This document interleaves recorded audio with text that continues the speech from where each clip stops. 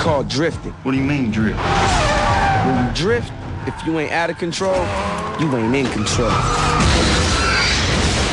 Still need a dictionary? You're taking a 3,000-pound object and you're just whipping it around. It really got started in Japan a long time ago. It was a road racer who, when he had a gap between him and the guy behind him, he would basically slide around some of the corners. And everybody cheered him more for sliding the car than for winning the race. This is just something that the kids developed as they were racing down the streets. And then it became an underground thing out on the mountain roads doing toge, where they would drift on mountain roads together. The kids would just race up and down, and as the rear end started coming out, people got happier. And in the U.S., it's really a big show. You know, you're going out there and you're demonstrating car control at huge speeds with precision. You're right on the edge of adhesion from the tires, from your own personal control, and the amount of grip that the car will give you. Let the steering wheel spin, grab it, go the other way, grab it, and it's just all about accelerator control, and it's just very fluid.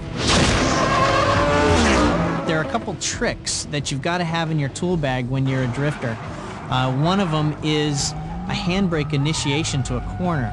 And unlike just pulling the handbrake to start the car sliding, there are some tracks that are very high speed, over 100 miles an hour, and very narrow, and you have to slide down that narrow straightaway into a corner. And the technique is really pulling the handbrake in a straight line, setting the angle, and then dumping the clutch to slide through the corner. The more angle you have on the car, the more counter steer, your tires facing in, the more smoke, the better. That's where drifting is unlike, any other traditional motorsport where there is no time involved. The biggest differences between drifting and road racing is we actually put the car into a slide controlled by steering inputs or by throttle inputs. Other forms of motorsport, when they're drifting, they're usually heading to the wall.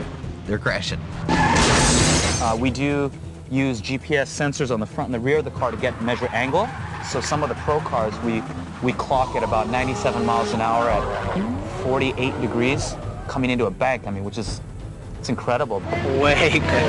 I kind of think it's the Howard Stern of motorsports, because whether you like the idea of burning rubber around a track or you don't, once you start watching it, you just can't take your eyes off it because you just don't know what's going to happen next. Something is going to happen and it's going to be big, so you better keep your eyes on it.